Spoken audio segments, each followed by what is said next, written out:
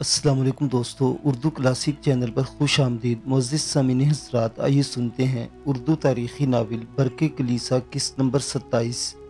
मुअज़्ज़िज़ सामीन, आपसे उम्मीद की जाती है कि वीडियो को लाइक करें और चैनल को भी सब्सक्राइब कर लें, शुक्रिया। समंदर के अंदर सफ़र जारी रहा। सारगोन और लुइस में से दोनों बारी बारी सोते और जागते। इसी तरह मीखाइल और मकबूल भी बारी बारी जागते और सोते और कारवान की रहनुमाई का फ़र्ज़ अंजाम दे लेते। इसी तरह समंदर के अंदर सफ़र जारी रहा, यहाँ तक कि वो जज़ीरा मनुरक्का के पहलू में जो गुमनाम और गैराबाद जज़ीरा था, इसके करीब पहुँच गए। जब जज़ीरा दूर से दिखाई दिया तब मीखाइल और मकबूल दोनों जाग रहे थे। सारगून और लुइस भी बेदार थे। इस मौका पर मीखाइल ने सारगून और लुइस की तरफ देखते हुए कहना शुरू किया, मोहतरम सारगून, वो जो सामने जज़ीरा नज़र आ रहा है वो मनुरक्का के बड़े जज़ायर के पहलू में एक गुमनाम और गैराबाद जज़ीरा है। मैं इस जज़ीरे की तरफ आपकी रहनुमाई कर रहा हूँ। मैं आपको इसे मनुरक्का की तरफ नहीं ले जा रहा कि अगर हम मनुरक्का पहुंचे तो वो जज़ीरा आबाद है, आप लोगों के कूच की खबर नहीं हो सकती। इस समंदर के अंदर मुसलमानों की कश्तियाँ भी रवादवा रहती हैं। अगर इन्हें खबर हुई तो वो स्पेन के साहिल पर किसी को मुतल्ला करके आप पर हमलावर होने की तरकीब दे सकते हैं। मैं इस खतरे से बचना चाहता हूँ, लिहाजा मनुरक्का के बड़े जज़ीरे के बजाय इस गुमनाम जज़ीरे की तरफ ले जा रहा हूँ। वहाँ आपका लश्कर महफूज अंदाज में आराम कर सकता है और वहाँ रहते हुए दूसरे हिस्से का इंतज़ार भी कर सकते हैं। मीखाइल की इस सारी गुफ्तगू का जवाब सारगून देना ही चाहता था कि मीखाइल फिर बोल पड़ा, मोहतरम सारगून, अगर आप इजाज़त दे तो मैं और मेरा साथी दोनों अपनी कश्ती में बैठें और अपने मुहाफिज को भी साथ लें। आप हमारे साथ 5 मुसल्लह जवान भी कर दें। हम पहले इस जज़ीरे में जाकर उतरते हैं, जज़ीरे का जायज़ा लेते हैं कि वहाँ कोई है तो नहीं। जब मैं और मेरे साथ जाने वाले आपके मुसल्लह जवान मुतमईन हो जाएंगे तो फिर किनारे पर खड़े होकर हम सफ़ेद अलम बुलंद करेंगे, जिसका मतलब होगा कि वो जज़ीरा आपके क़याम के लिए बिल्कुल महफूज है। इस मकसद के लिए हम एक अलम भी मुहैया किया जाए। मीखाइल की सारी गुफ्तगू के जवाब में सारगून और लुइस ने मशवरा किया। फिर इन दोनों के लबों पर मुस्कुराहट नमूदार हुई। फिर सारगून ने मीखाइल को मुखातिब किया, हम तुम्हारी तजवीज़ से इत्तफाक करते हैं। ये बताओ कि तुम अपने साथ मुसल्लह जवान क्यों लेकर जाना चाहते हो। मीखाइल थोड़ी देर तक सारगून की तरफ देखता रहा। जब इसने अंदाज़ा लगा लिया कि उसके चेहरे पर शक व शुबा के कोई आसार नहीं, तब वो बोल पड़ा, सारगून, मैं मुसल्लह जवानों को इसे साथ ले जाना चाहता हूँ कि आप इन्हें समझे कि मैं अपने साथी और मुसल्लह मुहाफिज के साथ भाग जाऊँगा या आपको धोखा देने की कोशिश करूँगा। अगर आपके 6-7 मुसल्लह जवान साथ होंगे तो कम अज़ कम आपकी अमर तो इत्मीनान बख्श होगा कि हम आपको धोखा देंगे और ना ही भागने पाएंगे। इस मौका पर सारगून ने कहका लगाया। फिर कहने लगा, नहीं मीखाइल, मैं तुम पर, तुम्हारे साथी और तुम्हारे मुहाफिज पर एतमाद करता हूँ। तुम तीनों कश्ती में जाओ, किसी मुहाफिज को साथ जाने की ज़रूरत नहीं। जज़ीरे पर उतरो, जज़ीरे का जायज़ा लो। मैं अपनी कश्तियों और जहाज़ों को जज़ीरे के ज़रा फासले पर रोक दूंगा। जब तुम सफ़ेद अलम बुलंद करोगे तो फिर जज़ीरे पर उतरा जाएगा। जो तजवीज़ तुमने पेश की है मैं इससे मुतमईन हूँ, बल्कि इसके लिए तुम्हारा शुक्रगुजार हूँ कि तुमने हमारी हिफाजत का इंतज़ाम किया है। सारगून और लुइस दोनों अपनी जगह उठ खड़े हुए। मीखाइल और मकबूल अभी उठ खड़े हुए थे। सारगून ने अपने एक मुहाफिज को सफ़ेद अलम लाने के लिए कहा। जवाब में वो शख्स सफ़ेद रंग की एक चादर ले आया जिसको बांस का एक डंडा बांध दिया गया। उस सफ़ेद अलम सारगून ने खुद मीखाइल को थमाया। फिर अहमद बिन सईद को बुलाया गया। जब वो कश्ती में सवार होने लगा तब मीखाइल ने बड़ी आजिज़ी और इनकिसारी से सारगून को मुखातिब किया, मोहतरम सारगून, क्या ऐसा मुमकिन नहीं कि जो तलवार आपने मेरे मुहाफिज बुरबान से ली है वो वापस कर दें ताकि ये हमारे साथ जज़ीरे में उतरे। जब आप अपने कारवान के साथ उतरेंगे तो फिर तलवार वापस ले सकते हैं। इसके बाद आपकी तजवीज़ के मुताबिक आपके खादिम के साथ इसका मुकाबला कराया जाएगा जिसका आपने जिक्र किया है, और इनमें से जो जीतेगा तलवार इसे ही मिलेगी। सारगून ने मीखाइल की इस तजवीज़ को मान लिया। वो तलवार इसने अहमद बिन सईद के हवाले कर दी। अहमद बिन सईद, मीखाइल और मकबूल तीनों ही कश्ती में बैठे। कश्ती को जहाज़ से खोल दिया गया। फिर तीनों कश्ती को लेकर सामने दिखाई देने वाले गुमनाम और गैराबाद जज़ीरे की तरफ जाने लगे थे। अहमद बिन सईद, मीखाइल और मकबूल तीनों कश्ती को साहिल पर ले आए। कश्ती को उन्होंने साहिल के साथ बांध दिया। तीनों कश्ती से उतरे, थोड़ा सा अंदर गए और दरख्तों के कैसे झुंड में दाखिल हो गए जहाँ से समंदर के अंदर से वो किसी को दिखाई न देते थे। फिर अहमद बिन सईद ने मीखाइल और मकबूल को मुखातिब किया, मेरे अजीज़ों साथियों, ये जानो हम अपनी मुहिम को कामयाबी से करीब कर ले आए हैं। हमने अर्ज़ फ़लस्तीन की तरफ जाने वाले यूरोपी रज़ाकारों पर साबित करना है कि हम भी कोई समुद्री कुव्वत हैं और इनकी राह रोक सकते हैं। आओ इस गुमनाम और छोटे से जज़ीरे के दूसरे साहिल की तरफ जाएं। वहाँ पहले कराकोई से रब्ता करें और इसके बाद सफ़ेद अलम बुलंद करके सारगून और लुइस को आगे आने का इशारा करें। मीखाइल और मकबूल दोनों ने अहमद बिन सईद की इस तजवीज़ से इत्तफाक किया। फिर वो जज़ीरे के मशरिकी हिस्से की तरफ बढ़ने लगे। अभी वो थोड़ी दूर ही गए थे कि सामने से क्राकूश जिसके चंद साथी आते हुए दिखाई दिए। क्राकूश भागकर आगे बढ़ा। बारी बारी वो सबसे बगलगीर हुआ। वो कुछ कहना ही चाहता था कि अमर बिन सईद ने मुखातिब कर लिया। क्राकूश मेरे भाई, लगता है समंदर के अंदर कुदरत हमारा बेहतरीन साथ दे रही है। यूरोप से आने वाले रजाकारों ने अपने आप को दो हिस्सों में तकसीम किया है। इनका सबसे बड़ा सालार सारगून है।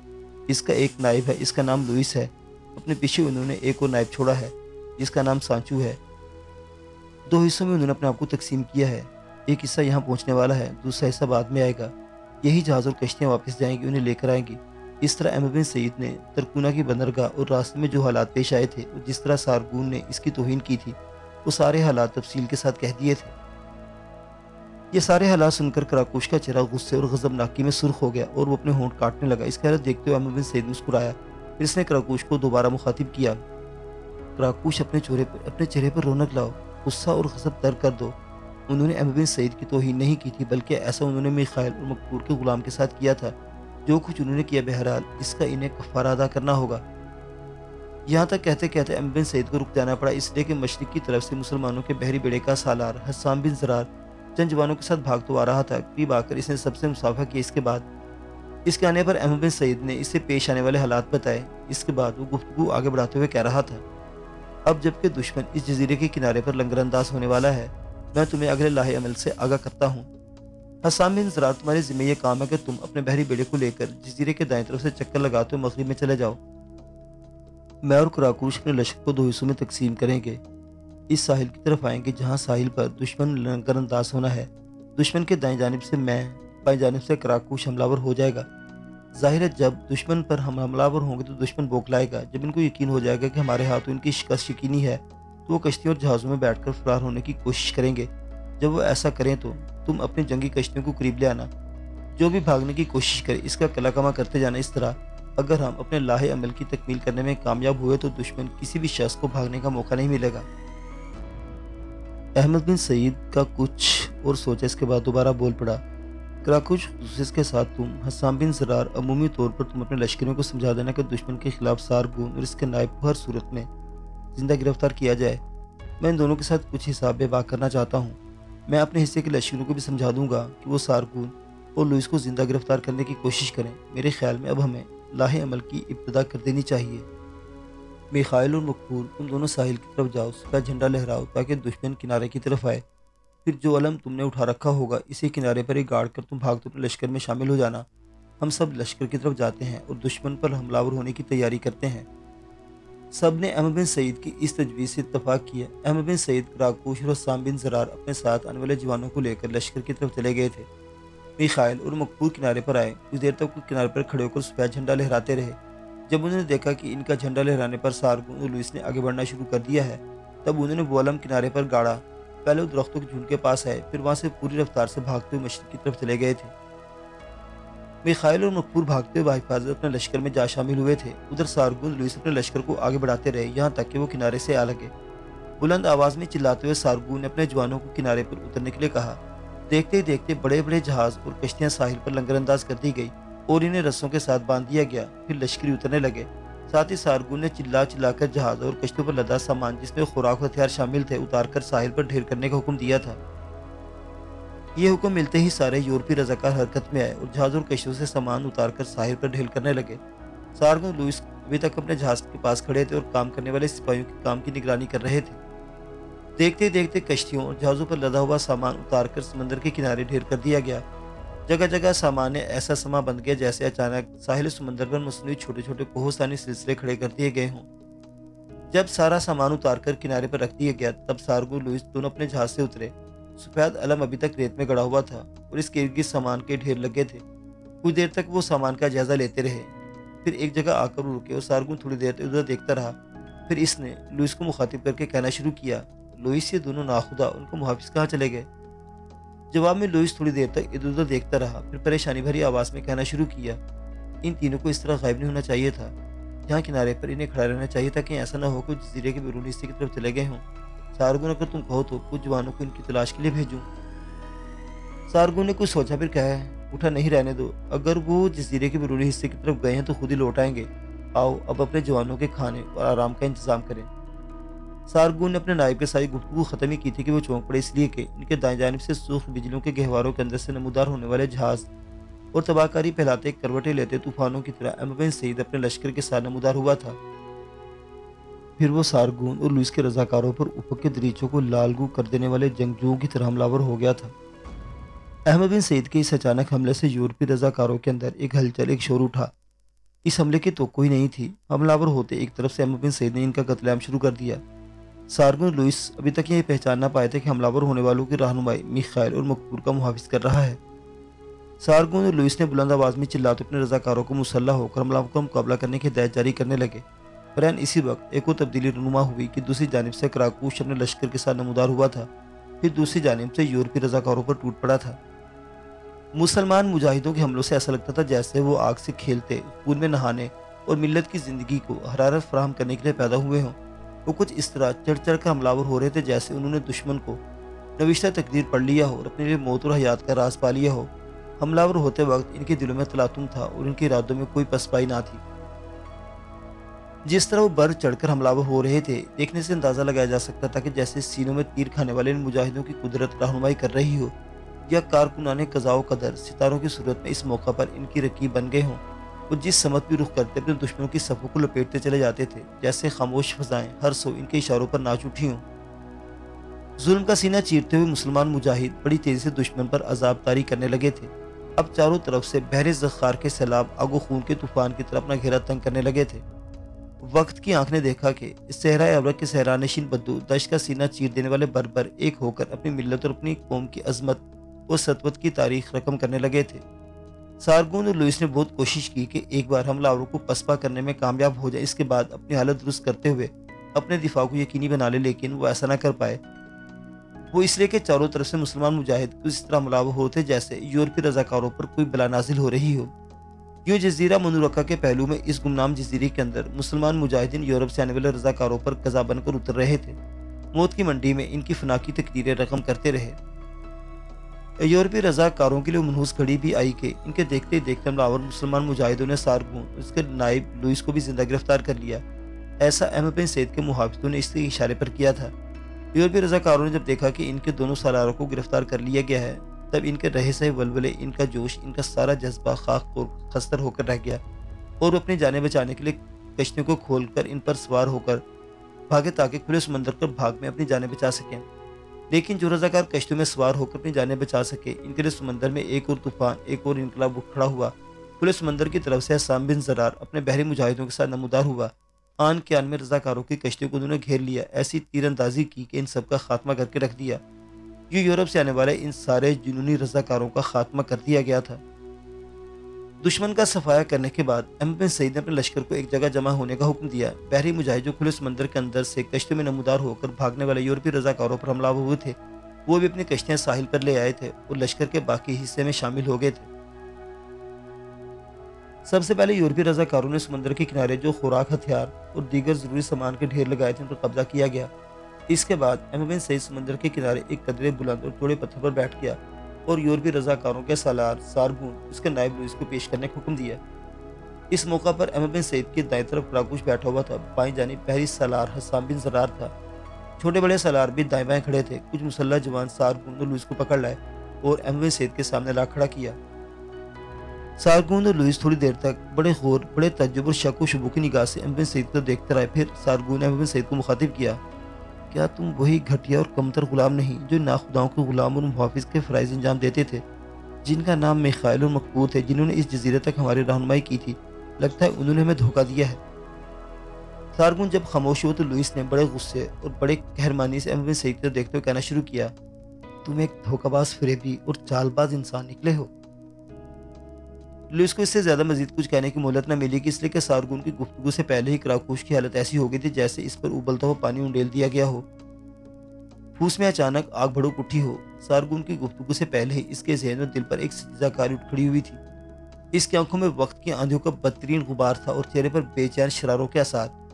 جب ایسی گفتگو لوئس نے بھی کی تب اچانک بھڑک اٹھنے والی آگ کی طرح کراکوش اپنی جگہ سے اٹھ کھڑا ہوا، طوفانی انداز میں آگے بڑھا اور لگاتار کئی تمانچے اس نے باری باری سارگون اور لوئس کے منہ پر دے مارے تھے، پھر ہولناک انداز میں انہیں مخاطب کرتے ہوئے بھڑک اٹھا تھا، ابلیس زادو، عزت ذیل کے گماشتو، جس شخص کے خلاف تم نے بدترین الفاظ استعمال کیے ہیں وہ ہم لوگوں کی زندگیوں کے افق پر امید کی آخری کرن ہے۔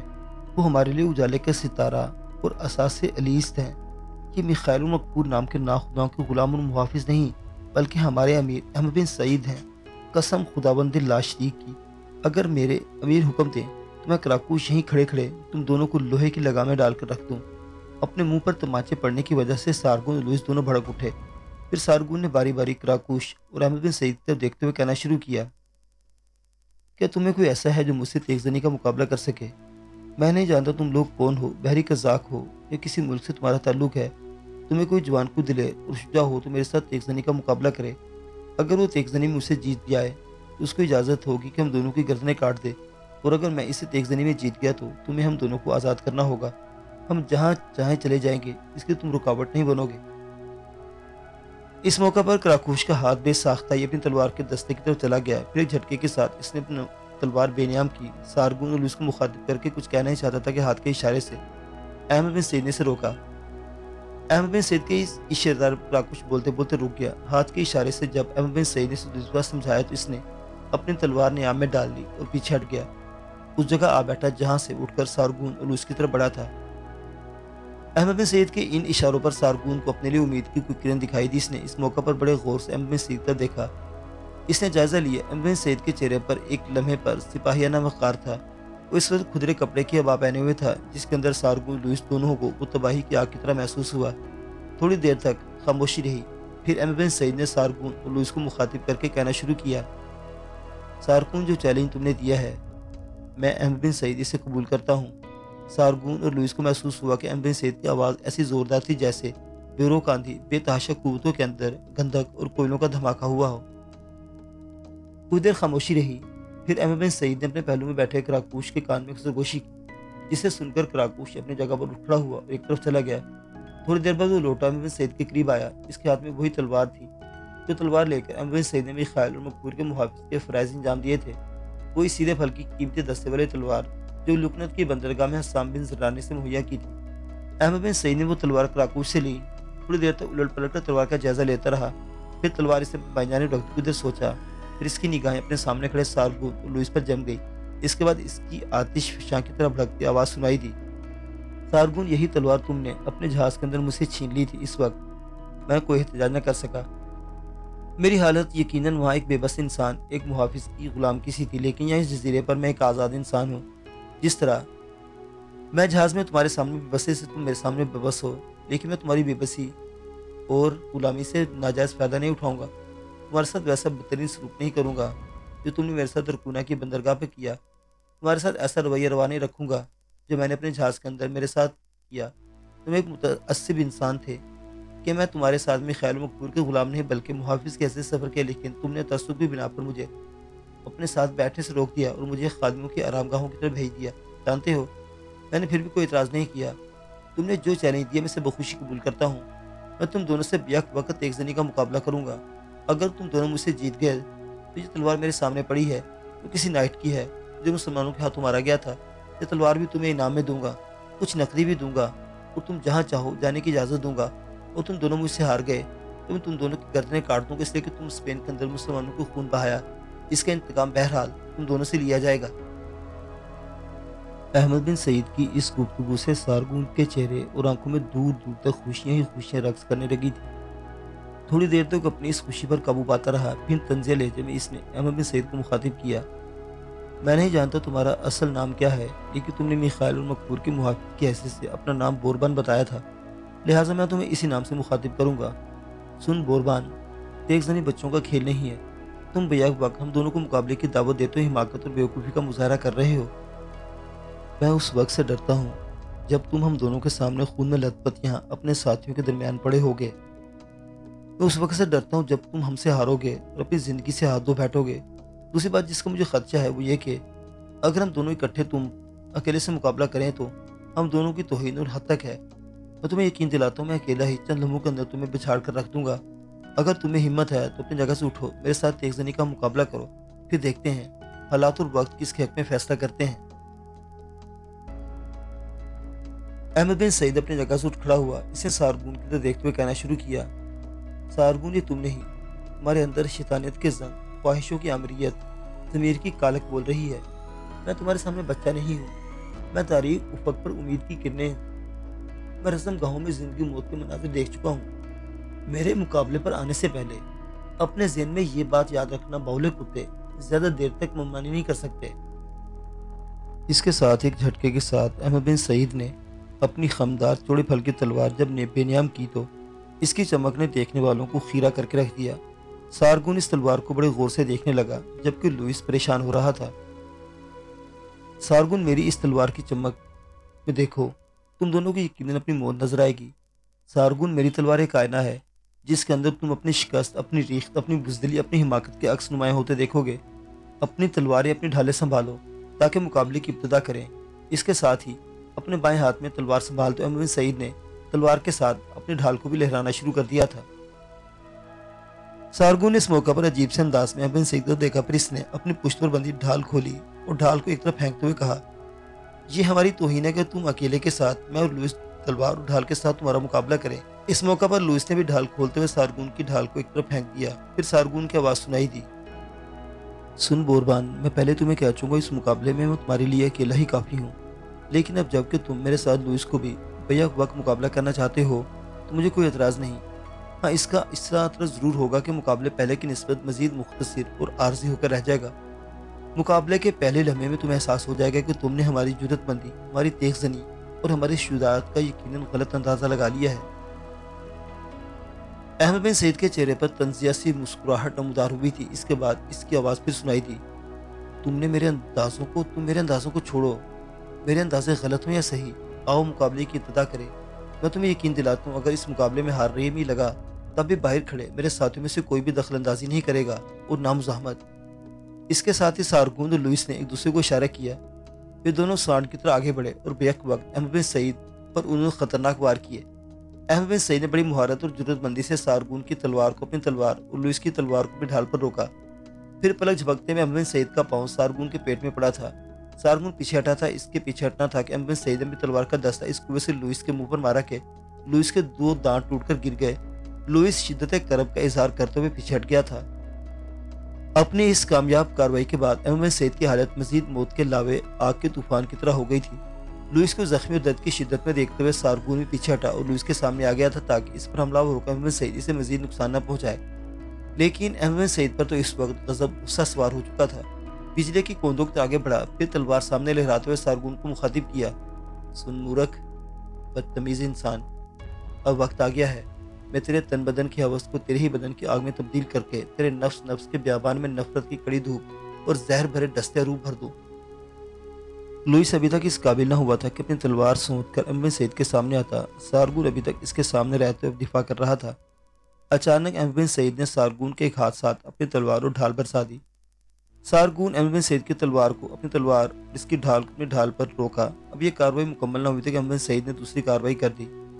احمد بن سعید نے فوراً تلوار سارگون کی تلوار سے علیحدہ کی، اسے بلند کیا۔ سارگون نے دیکھا کہ احمد بن سعید دوبارہ اس کے دائیں کندھے کو نشانہ بناتے ہوئے تلوار گرانا چاہتا تھا۔ سارگون نے اپنی تلوار سامنے کرتے اپنے دائیں کندھے کو محفوظ کیا، لیکن احمد بن سعید نے فوراً پینترا بدل دیا۔ اچانک پرجوش اور بلند آواز میں احمد بن سعید نے نعرہ بلند کیا، استعیذ باللہ۔ اس کے ساتھ ہی احمد بن سعید ہوا میں اچھلا، اپنا رخ اس نے فوراً بدلا، دائیں کندھے کے بجائے اپنی تلوار کو بھلک جب اس انداز میں سارگون کے بائیں کندھے پر گرا دیا۔ سارگون فوراً اس موقع پر دفاع کرنا چاہتا تھا پر ناکام رہا، جس کے جواب میں احمد بن سعید کی تلوار نہ صرف اس کے بائیں شانے کو کاٹتی چلی گئی بلکہ اس نے سارگون کے بائیں بازو کو بھی کاٹ کر رکھ دیا جس میں اس نے ڈھال پکڑ رکھی تھی۔ فضاؤں کے اندر ایک کربناک چیخ بلند ہوئی اور سارگون لاش کی صورت میں زمین پر گر گیا۔ اس کا شانہ اس کے پیٹ کے نیچے تک کٹ چکا تھا۔ سارگون کے گرنے پر لوئس نے انتہائی بے بسی اس کی طرف دیکھا، اس کی نگاہیں احمد بن سعید کی طرف جم گئی تھی۔ لوئس بڑی للچائی ہوئی نظروں سے اپنے قریب پڑی ہوئی اس کی ڈھال کی طرف دیکھ رہا تھا جو اس نے سارگون کی طرف دیکھتے ہوئے قریبی پھینک دی تھی۔ احمد بن سعید بھی اس کی حالت کو دیکھ رہا تھا۔ اس لمحے احمد بن سعید کے چہرے پر ہلکی سی فراخ دلانہ مسکراہٹ نمودار ہوئی۔ پھر اس نے اسے مخاطب کیا، لوئس، میں تمہیں وقت دیتا ہوں، تمہارے قریب جو تمہاری ڈھال پڑی ہے وہ اٹھا لو۔ جب تک تم ڈھال نہیں اٹھاؤ گے میں تم پر حملہ آور نہیں ہوں گا۔ لوئس سہمے سہمے انداز میں آگے بڑھا اور قریبی پڑی ہوئی اس نے اپنی ڈھال اٹھائی، پھر مڑ کر دوبارہ احمد بن سعید کی طرف دیکھا۔ अभी तक फिक्रमंदी, रोब और परेशानी तारी थी, इसलिए अहमद बिन सईद इसकी तरफ सामने एक इंतहाई खूंखार हमलावर की तरह खड़ा। इसके हाथ में वो तलवार थी जिससे अभी तक सारगून का खून टपक रहा था। बाएं हाथ में इसकी ढाल थी जिसे इसने अपने सामने रखा हुआ था। फिर लुइस के देखते ही देखते अहमद बिन सईद आगे बढ़ा और लुइस अपना दिफा करने के लिए मुस्तैद हो गया था।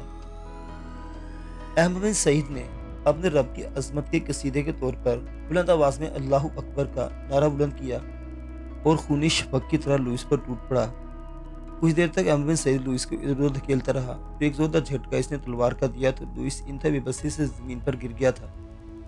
अहमद बिन सईद ने एक तंज़े निगाह इस पर डाली। इस लम्हे इसके चेहरे पर अजीब सी मुस्कुराहट नमूदार हुई जिसने लुइस को मुखातिब करके कहना शुरू किया, लुइस, चंद लम्हे पहले तुम दोनों के अंदर का खबीस इंसान शोलों के रक्स और कर्ब के आखिरी लम्हों की गुफ्तगू करता था। जालिमों, हम तो अपने लहू का सदका देकर मिल्लत के हुकूक की आगही को सरफराजी अता करने वाले हैं। हम लोग तो आदमियत के अवज पर भी खड़े होकर इंसानियत की लामुतनाही बुलंदियों से पस्ती की तरफ नहीं जाते। लुइस, मेरी तलवार तुम्हारे सालार सारगुन के लहू का जायका चख चुकी है। अब तुम्हारी बारी है, याद रखना, तुम्हारी तदबीर कोई भी फुलाद तुम्हारे काम न आएगा, इसलिए कि इस जजीरे में मुझे तेरी मौत की बू नजर आती है। अहमद बिन सईद की इस गुफ्तगू से लुइस लर्ज गया था। वो जान चुका था कि वो किसी भी सूरत एक जनी में अहमद बिन सईद का मुकाबला नहीं कर सकता। अपनी जगह लेटा रहा, यहाँ तक कि अपनी तलवार सामने लाते हुए अहमद बिन सईद से मुखातिब किया, अब तुम काफी सस्ता चुके हो, उठो, मुकाबले की इब्तिदा करो। मैं देखता हूँ तुम्हारा सालार सारगुन अभी तक मरा नहीं होगा, इसका शाना कट चुका है, उसमें जान बाकी है। इसे मदद के बुलाना चाहते हो तो बुला सकते हो, उठो। अगर तुम इस तरह लेटे रहे तो मैं आगे बढ़कर तुम्हारी गर्दन काट दूंगा। नाचार लुइस अपनी जगह पर उठ खड़ा हुआ। अपनी तलवार अपनी ढाल पर इसने गिरफ्त मजबूत की। एन इसी लम्हे अहमद बिन सईद मिसले जरगाम इस पर हमलावर हुआ। दूसरे वार में अहमद बिन सईद इसकी गर्दन काट कर रख दी। लाश की सूरत में लुइस जजीरे की कंकरीली जमीन पर गिर गया था। अहमद बिन सईद ने पहले अपनी तलवार साफ की, लुइस का जायजा लिया, वो खत्म हो चुका था। फिर वो सारगुन की तरफ आया, वो अभी तक सांस ले रहा था। अहमद बिन सईद इसके पास बैठ के इसे मुखातिब करके कह रहा था, सारगुन जालिम, हम तो तारीख का कर्ज चुकाने के लिए मिल्लत की बिरहना शमशीरें, कौम की उम्मीदों का मजहर और दिलों की धड़कन बनकर दुश्मनों के सामने आते हैं। सुन गुमराही के गुमाश्ते, हम मुसलमान मुजाहिद अपनी कौम की आंखों का तारा, उम्मीदों का सहारा बनकर खून होती सफ़ों और कड़कती कतारों के अंदर भी खुदावंद मेहरबान की तकबीरें और अपनी फतह और खुशहाली के तराने गाते हैं। क्या तू जानता है, मुकाबला शुरू होने से पहले जो तुमने लाफजनी और ग्राफ गोई की थी, इसकी हैसियत एक शराब, एक बेकार तमन्ना और एक अधूरी ख्वाहिश से ज़्यादा नहीं, इसलिए कि तू देखता है तेरी हालत सलीब की फैली बाहों को लहू से भी बदतर हो रही है। अहमद बिन सईद की इस गुफ्तगू का सारगू ने कोई जवाब न दिया। लगता था इस पर नज़ा का वक्त तारी हो चुका था। चल अब मुश्किल से सांस लेता रहा, फिर इसकी गर्दन एकदम ढलक गई, वो खत्म हो चुका था। थोड़ी देर तक खामोशी रही। फिर अहमद बिन सईद हस्साम बिन ज़रार की तरफ देखते हुए कह पड़ा, हस्साम मेरे भाई, ज़रा मीखाइल और मकबूल को बुला कर लाओ। हस्साम अपनी जगह उठ खड़ा हुआ। थोड़ी देर बाद लौटा तो इसके साथ मीखाइल और मकबूल थे। हाथ के इशारे से अहमद बिन सईद ने मुखातिब किया, अपने करीब बैठने के लिए कहा। मीखाइल और मकबूल दोनों अहमद बिन सईद के सामने बैठ गए।